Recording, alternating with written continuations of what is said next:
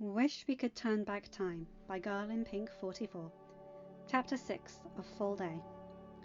There was a reason that Tony had started his patented look of concert and graphic tees under blazers. And that reason was that he hated dressing up. He loved the idea of being able to shrug the jacket off and go right back into the lab should the inspiration strike. Right now, with the arc reactor in his chest, it was even more of a chore. He had to put on extra layers to hide the glow it gave off, and he'd even put on cufflinks. He was sitting in a car with Rhodey next to him as Happy drove them to the local Air Force base. According to Rhodey, upper brass from other branches had flown in for the meeting. No pressure then.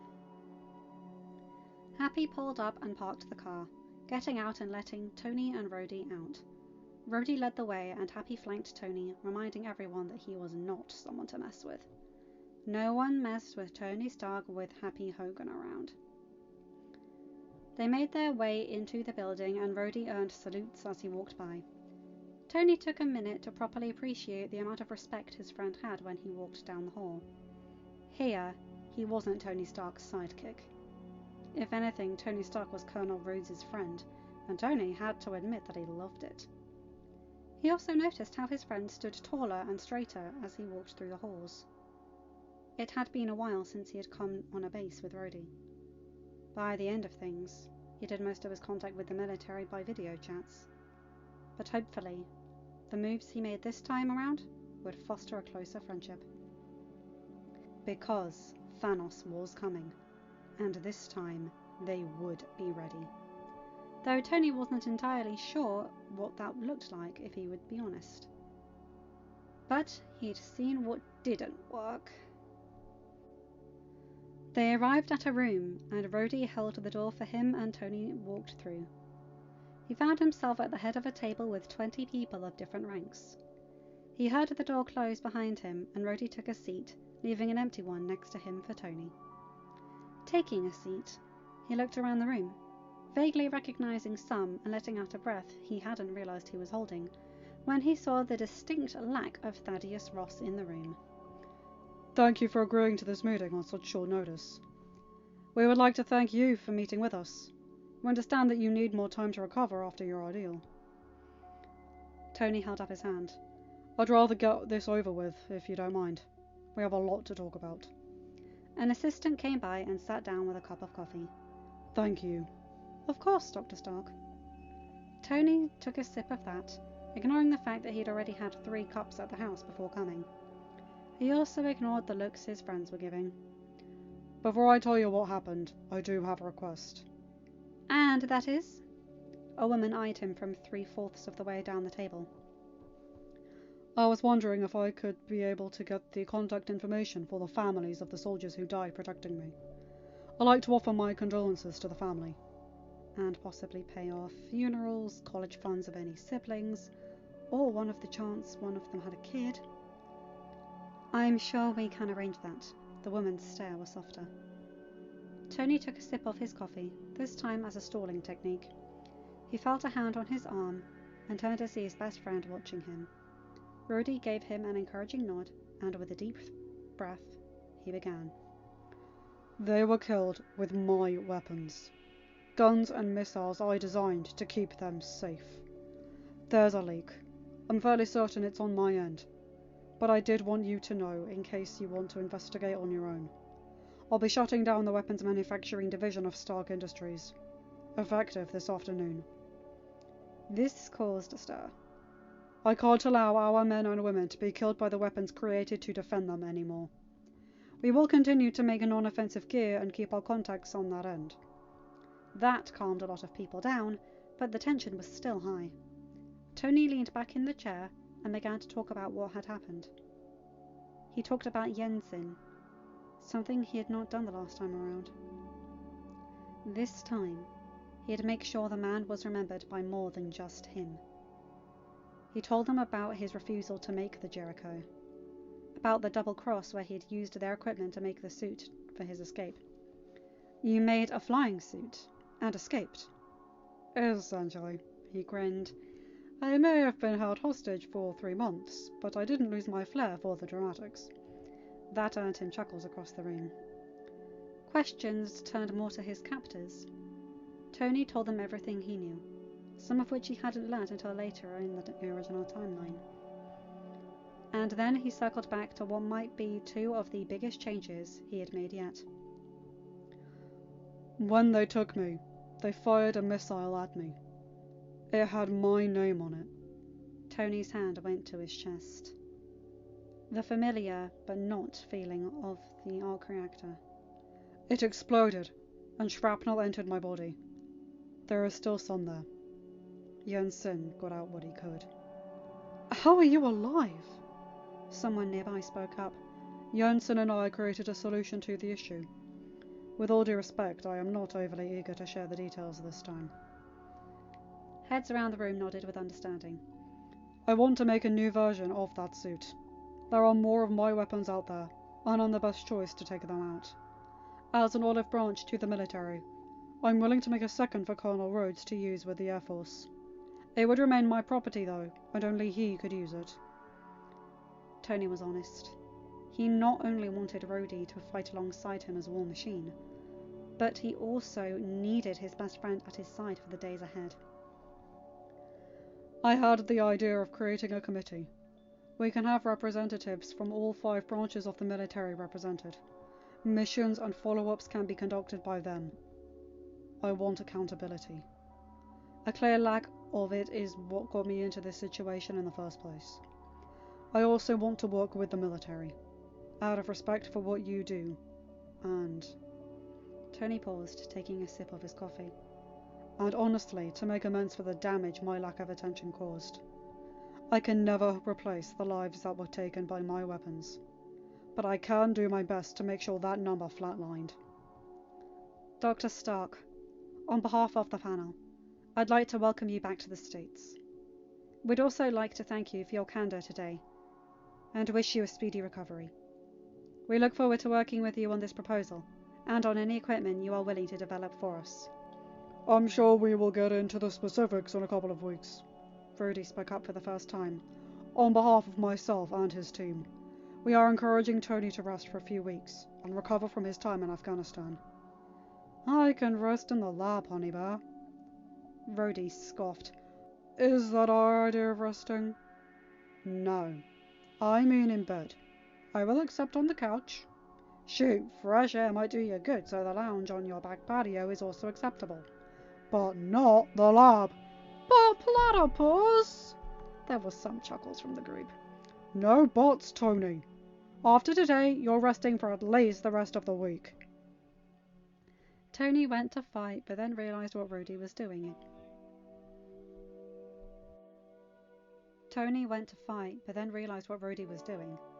He was giving Tony an out of the public eye for the week, so he could spend time with Peter before he went back to New York. Putting his hands up in mock surrender, he sighed, Fine, you win. But I get to pick the movies. Colonel Rhodes, we would like to station you with Dr. Stark to make sure he does get that rest. Also, we want to be in the loop on the investigation at Stark Industries. You will be our point person for contact for Dr. Stark and his team in that matter. Of course. The only reason Tony caught the smile that statement caused was because of the sheer number of years he had known the man. Is there anything else, Dr. Stark? Not at this time. I'm meeting with my board of directors next, and then holding a press conference after that. I'll be announcing the shutdown then, so if you could keep it quiet on your end until then, I'd appreciate it. Of course. Thank you again for your candor. Please reach out if the US military can assist. We'll forward that contact information to your assistant. Tony nodded. I'd appreciate it. The meeting adjourned and Tony downed the rest of the coffee as people began standing up and filing out. The room emptied quickly and Tony finally stood. Perhaps it was the 15 years between the events he talked about and the present that made it easier to talk about than he had expected. But at the same time, it was hard. Sure, he'd walked through a lot of that tragedy in therapy, but still. He turned to Rhodey. So, the military says you're stuck with me. His best friend laughed, put his arms around his shoulder, and led him out of the room. The couple of hours later, he found himself in the Los Angeles Stark Industries headquarters. It was a bit surreal to be back here considering he'd stayed in New York almost full time by the time the snaps happened. He walked through the lobby with Pepper, Rhodey and Happy flanking him. Walking down the halls and through bullpens, he was surprised at how many people stopped and said hello. A couple of women got a little emotional when he walked by and told him how happy they were to see that he was okay. He made sure to stop and talk to everyone who said something, even if it was just a quick second. Perhaps, by the end of things, he had gotten too much in his head and didn't stop to chat with employees like he used to. There he is! It took every ounce of his upbringing in the public eye, as well as his tolerance for bullshit, to not react when he heard the voice of Obadiah Stane for the first time in 15 years. Taking a deep breath, he plastered a playboy smile on his face and turned to face his godfather. Obi! He accepted the hug, that though it made his skin crawl. It wasn't due to his tip of the hand too soon. Welcome back, Tony. Obi's grin was about as real as Tony's. And not for the first time. He wondered how he had missed it. Thank you. And thank you for taking care of things around here while I was detained. Of course, my boy. We're a team. Now, I'm curious about this meeting you caused. Tony grinned. You're the one telling me I need to step up and take responsibility. I'm touching base with the board after being away. I have some things I'd like to discuss, as well as see how our numbers are. Obi joined him as he continued to walk to the boardroom, but he was shoved to the outside of Tony's group. None of his three friends would break formation to allow room for the betrayer, and Tony fought to keep the smug smirk off of his face. They finally arrived at the boardroom. Rhodey paused outside the door, planning to stand guard as Happy began their paces to clean house. Pepper joined him inside, her role as his PA granting her access to the meeting without arousing suspicion far too early.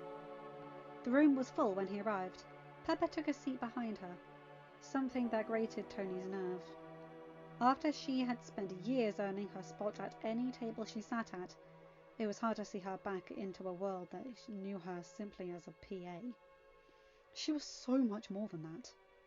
In all reality, she had been more than that the first time around, but he was too thick-headed to acknowledge it.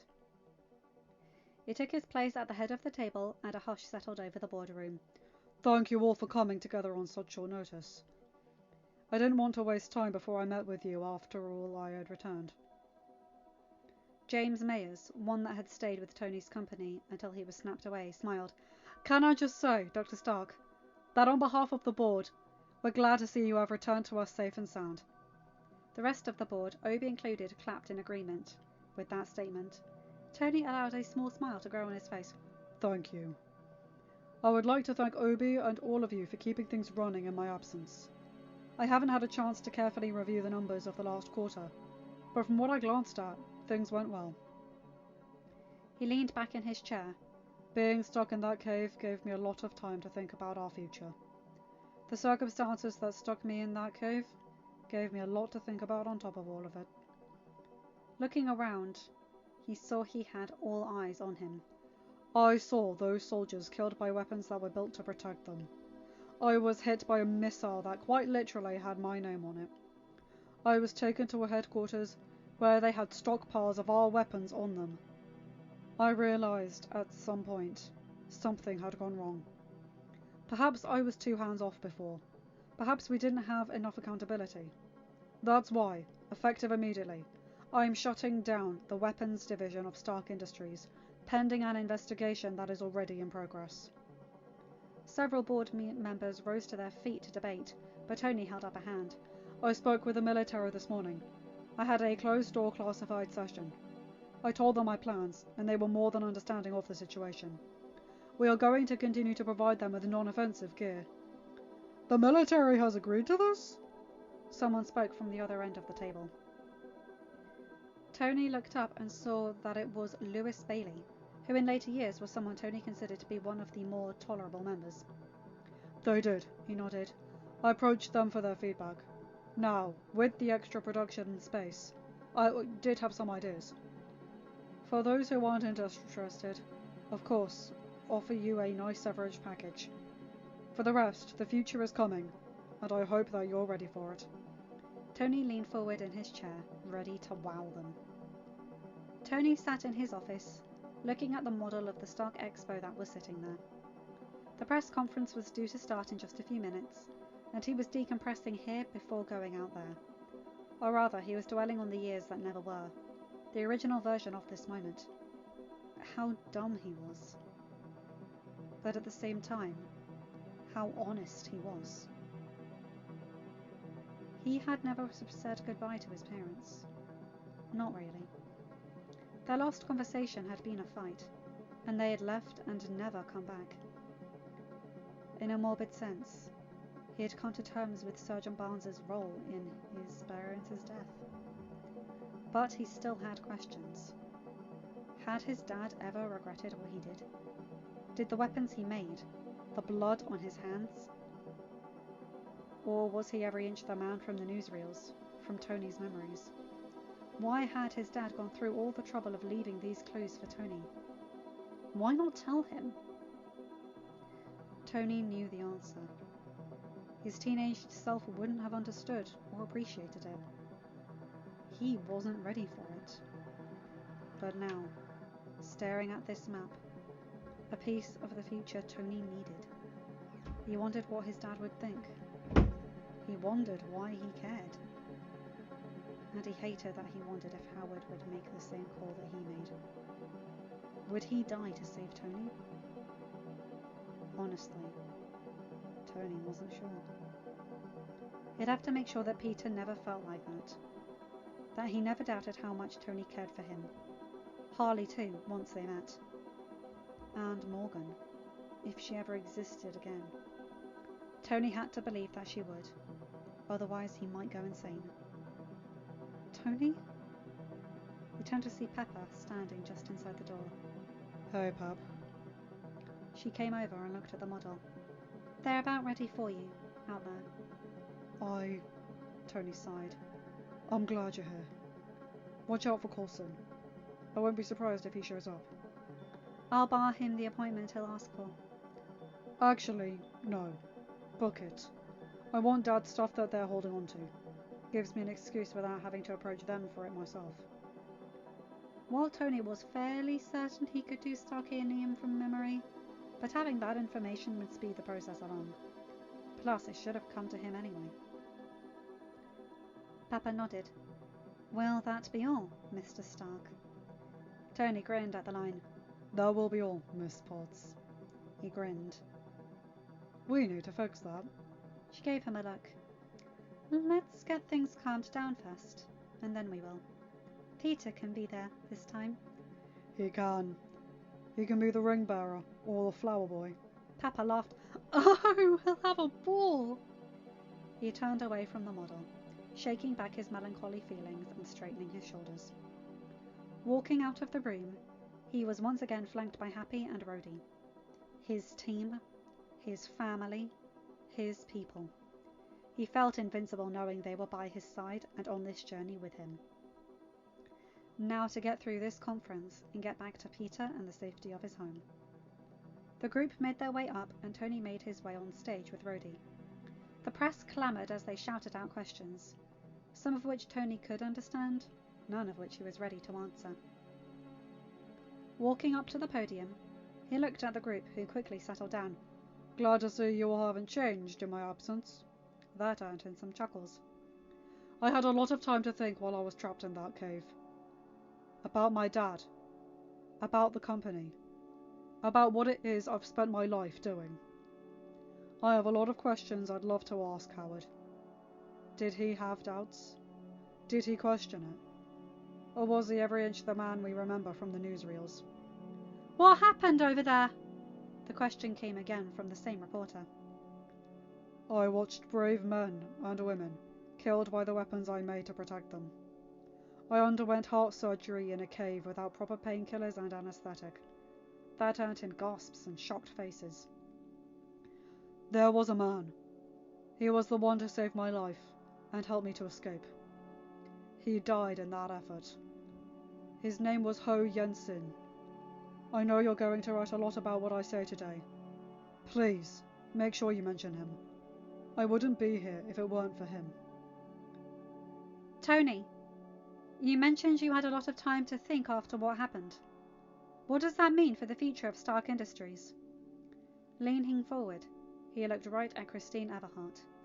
I am shutting down the weapons manufacturing division of Stark Industries, pending a complete investigation into how my weapons ended up in the hands of terrorists.